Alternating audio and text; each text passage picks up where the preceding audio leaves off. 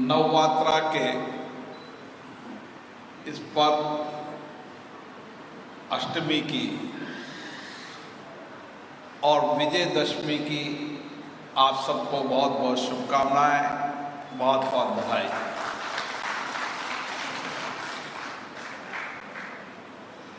आज मैं जिस धरती पर आया हूं, उस धरती पर श्री एम वेंकैया नायडू जी पैदा हुए, जिन्होंने अपने जीवन के अंदर छात्र जीवन से ही समाज के गरीब, अभाव, वंचित लोगों की सेवा करने का संकल्प किया।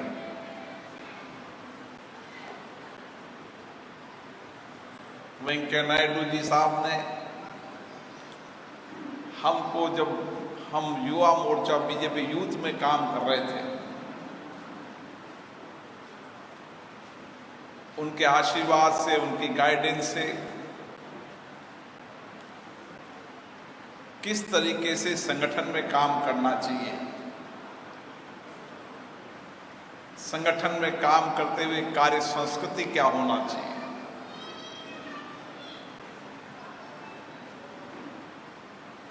संगठन में कार्य करते सर्वोपरि देश होना चाहिए,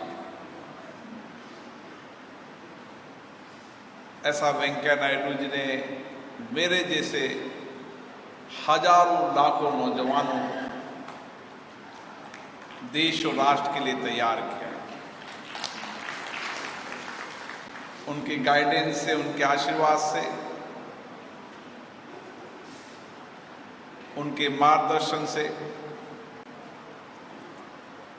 हमने कोशिश की, प्रयास किया। आज भी उनका मार्गदर्शन मुझे मिलता रहता है। और जब मैं लोकसभा का स्पीकर बना तो उन्होंने किस तरीके से भारत का लोकतंत्र, भारत का सबसे सर्वश्रेष्ठ लोकतंत्र और संसदीय परंपराओं को समय समय पर मुझे मार्गदर्शन देने का काम किया, गाइडेंस देने का काम किया। आज मैं जिस जगह आया हूं, मैंने कई चैरिटेबल ट्रस्ट देखे, इंस्टीट्यूशन भी देखे, बहुत बड़ी आध्यात्मिक धार्मिक संस्थाएं भी देखी, लेकिन ये स्वर्ण भारत ट्रस्ट अपने आप में, जैसा वेंकैया नायडू जी का, उनके परिवार का, उन्होंने अपने मित्रों को जो दिशा दी, वैसे उनकी सोच को परिलक्षित करते हुए कि समाज के अंतिम व्यक्ति के जीवन में सामाजिक आर्थिक बदलाव कैसे ला सकते हैं, आज मैंने स्वर्ण भारत ट्रस्ट के अंदर देखा। क्योंकि वर्षों तक मैं भी सामाजिक राजनीतिक जीवन में हूँ, कई संस्थाओं में, कई ट्रस्टों में जाना हुआ है, लेकिन यहाँ पर वो दूर दराज गांव के अंदर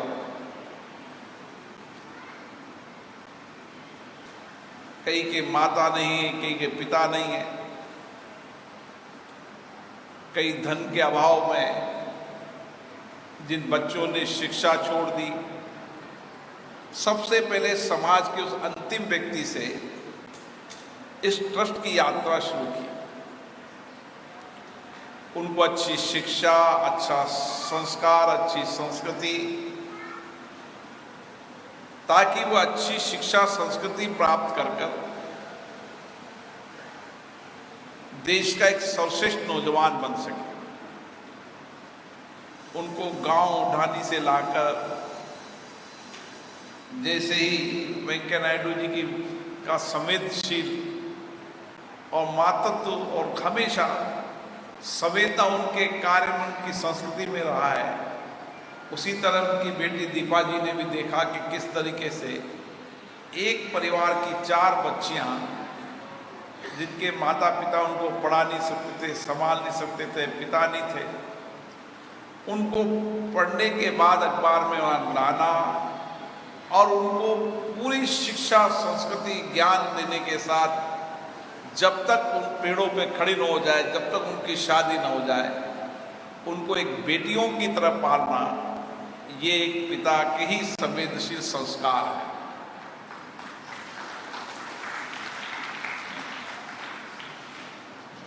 और उसके बाद फिर कैसा एक विद्यालय होना चाहिए, कैसा एक शिक्षा का केंद्र होना चाहिए, जहां केवल शिक्षा, ज्ञान नहीं, उसकी बहुआयामी प्रतिभा का कौशल हो, कुशलता हो। शिक्षा उसके जीवन के अंदर मानसिक, बौद्धिक रूप से उसको तैयार करती है, लेकिन बौद्धिक रूप से तैयार होने के बाद उसकी कार्य कुशलता, उसकी शारीरिक क्षमता का विकास, आध्यात्मिक संस्कृति हो,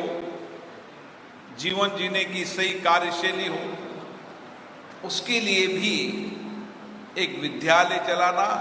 और विद्यालय में इसी तरह का अध्यापन और संस्कृति का काम देना। उसी तरीके से जो दूर दराज के गांव के बच्चे हैं, उनको स्वर्ण भारती विद्या मंदिर के माध्यम से उनको इस राज्य की, यहाँ की भाषा, यहाँ की संस्कृति और उसके साथ साथ वर्तमान आधुनिक शिक्षा देने का काम भी इस ट्रस्ट के माध्यम से करा गया। स्वर्ण भारत ज्ञान केंद्र, जिसके माध्यम से इस संस्था ने किस तरीके से आने वाली परिस्थितियों को देखते हुए हम बेहतरीन कार्यकुशलता के साथ उसको स्किल्ड कर सकें, उसकी कुशलता को बेहतरीन कर सकें, ताकि जब वह कभी यहाँ से स्किल्ड होकर जाए तो 2 टाइम की रोटी का इंतजाम कर सके, वो एक बेहतरीन सर्वश्रेष्ठ स्किल्ड नौजवान हो। उसके लिए जितनी भी स्किल्ड हो सकता है, चाहे मकान बनाना हो, चाहे इलेक्ट्रिकल हो, चाहे कंप्यूटर हो, इन सारी 17 ट्रेड के अंदर उसकी कुशलता का काम करने का काम किया। और उसके साथ साथ किस तरीके से महिलाओं को ग्रामीण स्वरोजगार के माध्यम से हम महिलाओं को आत्मनिर्भर बना सके, वो अपनी पैरों पे खड़ी हो सके, सिंचाई मशीन के साथ साथ उनको अन्य ट्रेड, जो ट्रेड वर्तमान समाज में जिनकी आवश्यकता है, जिनकी डिमांड रोजगार के लिए कहीं ना कहीं देश के अंदर, देश के बाहर जिनकी डिमांड है, उनको ग्रामीण स्वरोजगार के माध्यम से सेल्फ हेल्प खड़ा करना, स्वरोजगार के माध्यम से खड़ा करने का काम भी इस ट्रस्ट ने बेहतरीनी से किया। इसी तरीके से जरूरतमंद लोगों को जो पढ़ाई आगे नहीं कर पाते, किसी परिस्थिति में नहीं कर पाते, उनको सारी एक छत के नीचे, मैंने कई इंस्टीट्यूशन देखे, कहीं 1 की ट्रेनिंग होती है, 2 की होती है, 3 की होती है, 17 ट्रेड के अंदर जहां उनकी स्किल्ड करना, बेहतरीन इंस्टीट्यूशन से स्किल्ड करना और उसके साथ साथ उसको रहने, खाने, भोजन सारी व्यवस्था करना, ये मैंने किसी इंस्टीट्यूशन में देखा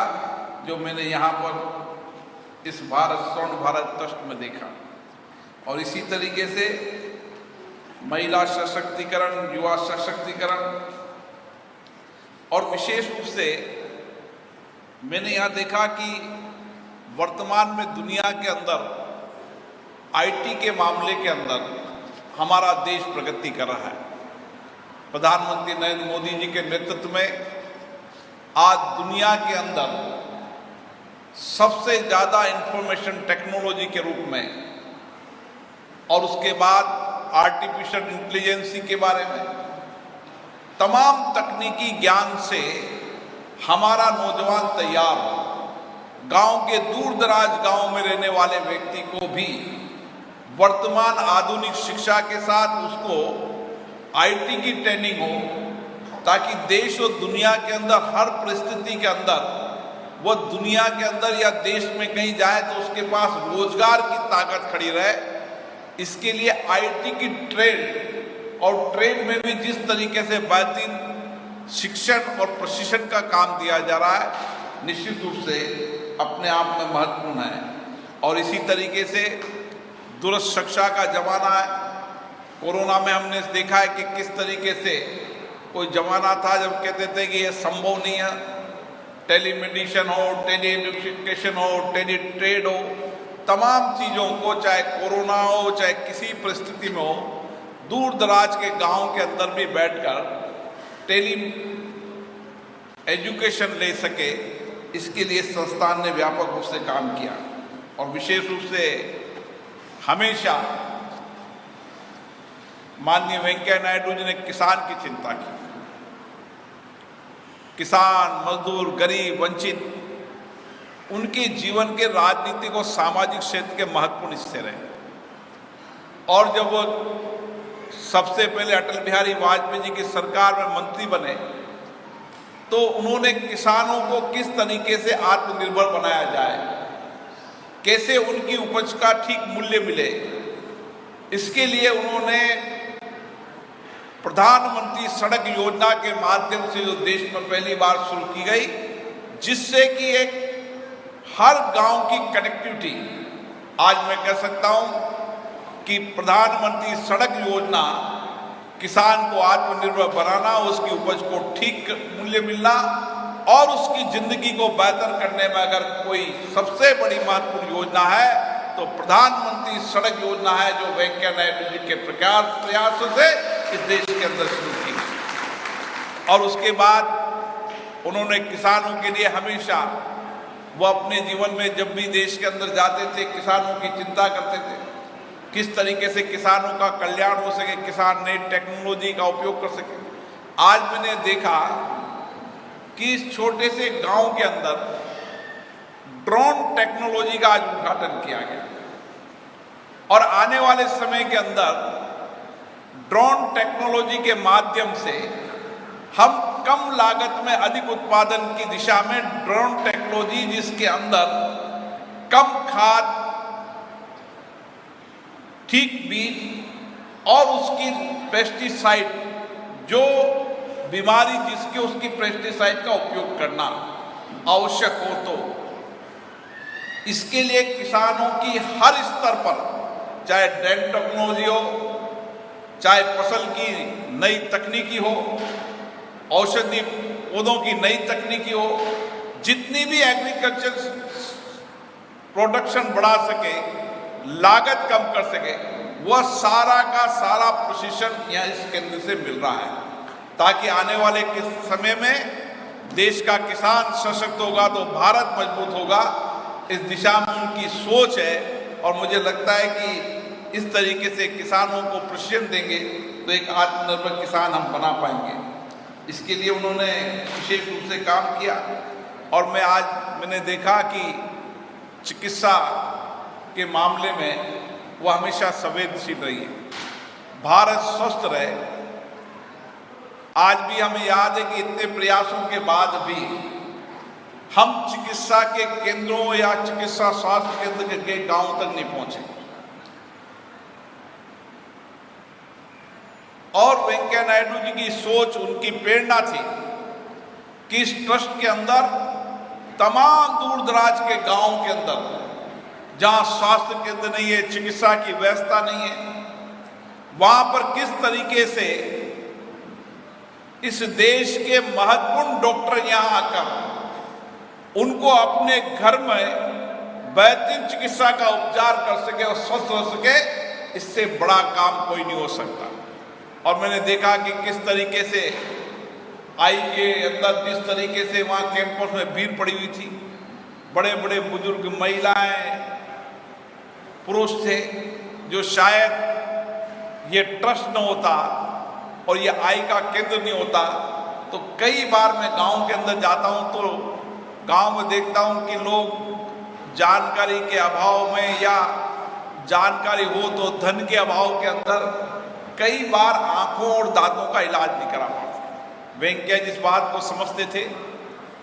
कि लोग आंखों और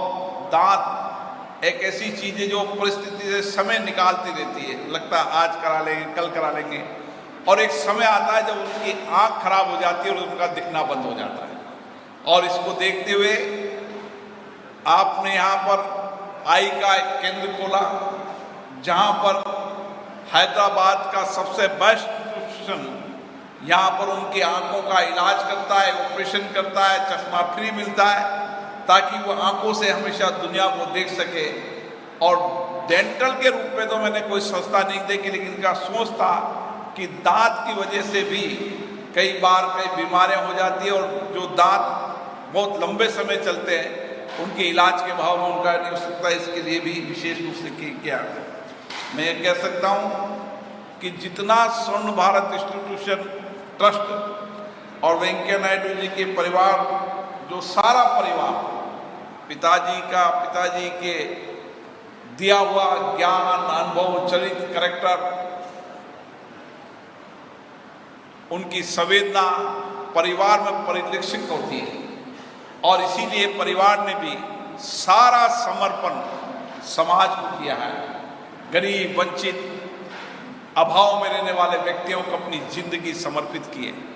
क्योंकि वेंकैया नायडू जी के जीवन में कह सकता हूँ कि उन्होंने एक सामाजिक राजनीति जीवन के माध्यम से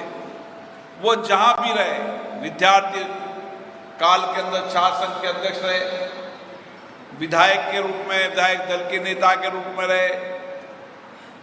बीजेपी यूथ में रहे, उसके बाद राज्य के पार्टी के अध्यक्ष रहे, महामंत्री रहे, राष्ट्रीय महामंत्री रहे, संगठन के राष्ट्रीय अध्यक्ष रहे, सांसद, मंत्री और फिर बाद देश के उपराष्ट्रपति। हमें गर्व होता है वेंकैया जी का सार्वजनिक जीवन, जिस सादगी और संवेदना के साथ उन्होंने अपनी जिंदगी को दिया है, हमारे जैसे हजारों कार्यकर्ता आज भी हमें प्रेरणा देने का काम करते हैं। इसलिए विभिन्न पदों पर रहते हुए भारत के उपराष्ट्रपति के रूप में भी, उन्होंने राज्यसभा के सभापति के रूप में भी जिस तरीके से लोकतंत्र सशक्त हो, लोकतंत्र जवाबदेह हो और चुने हुए प्रतिनिधि या राज्यसभा के प्रतिनिधि किस तरीके से लोकतांत्रिक संस्थाओं के माध्यम से लोगों के जीवन में सामाजिक आर्थिक परिवर्तन कर सके, उनका योगदान हमेशा याद रहेगा और हम सब लोगों को इसी तरीके से उनका योगदान प्रेरणा देता रहेगा। मैं उनके बारे में जितना शब्द कहूँ उतना कम हूँ, क्योंकि जब मैं युवा मोर्चा में था तो भी, और मैं जब पहला चुनाव लड़ा तो पहले चुनाव के अंदर मेरी एक आम सभा हुई थी वेंकैया नायडू जी की, और उस आम सभा के बाद लोगों ने कहा कि अब आपकी जीत पक्की है। मैं आपको कह सकता हूं कि साउथ के नेता होने के बाद भी उत्तर भारत के तमाम गांवों के अंदर कोई गांव, कोई शहर न छोड़ा होगा जहां आपने अपने विचारों को व्यक्त नहीं किया। और जब वेंकैया जी बोलते थे तो आधा घंटा बोले तो 15 मिनट तक लोग तालियां और मुस्कुराकर उनकी वाक पटुता, उनकी शैली आज भी लोग याद करते हैं। और शायद मुझे तो पता है कि वो सुबह 4 बजे आए और 5 बजे वापस चलते। उनका जो मूवमेंट था, ऐसा कोई नेता नहीं होगा देश के अंदर जिसने वेंकैया नायडू जी जैसे दुनिया देश के अंदर मूवमेंट करने का काम किया। हमारे प्रधानमंत्री जी भी कहते हैं कि वेंकैया जी कभी भी, चाहे किसी भी संगठन के पद पर है, चाहे संवैधानिक पद पर है, लेकिन उनका मूवमेंट 24 आवर चलता रहेगा। और अभी भी जब उपराष्ट्रपति नहीं रहे तब भी उन्होंने कहा वेंकैया जी घर न बैठ सकते, उनका मूवमेंट तो देश भर के अंदर चलता रहेगा, चाहे वो राजनीति में सीधे प्रत्यक्ष नहीं हो, लेकिन देश आगे बढ़े और देश के अंदर एक अच्छे नागरिक बने और देश में लोगों में कर्तव्य भावना के साथ राष्ट्र के प्रति प्रेम हो। ये वेंकैया जी का योगदान हमेशा रहेगा। आज मुझे बहुत खुशी है कि उनके कारण मुझे भी आज यहाँ आने का मौका मिला। शायद वो न करते तो मैं इस अनुभव को प्राप्त नहीं कर पाता। इसके लिए मैं भी कोशिश करूंगा कि मैं मेरे इलाके के अंदर जो यहाँ कुछ सीखा है, समझा है, उसको मेरे इलाके में करूं और जो सांसद यहाँ आएंगे वो भी देखेंगे तो वह भी इलाके के अंदर अपने अपने क्षेत्र में गरीब वंचित लोगों की सेवा करने का काम करें। किस तरीके से विद्यार्थियों में काम करना है, किसान में काम करना है, मजदूर में काम करना है, हर सेक्टर के लोगों के लिए कैसे एक इंस्टीट्यूशन के माध्यम से उनके जीवन को परिवर्तन किया जा सकता है, ताकि हम सामाजिक जीवन के साथ उसके आर्थिक जीवन को परिवर्तन कर सकें। इसके लिए मैं विशेष रूप से ट्रस्ट के सभी सदस्यों को, विशेष रूप से उनकी बेटी दीपा जी को, जो अपने पूरे जीवन को जिन्होंने इसके लिए समर्पण किया, उनको बहुत बहुत धन्यवाद देता हूँ। जय हिंद।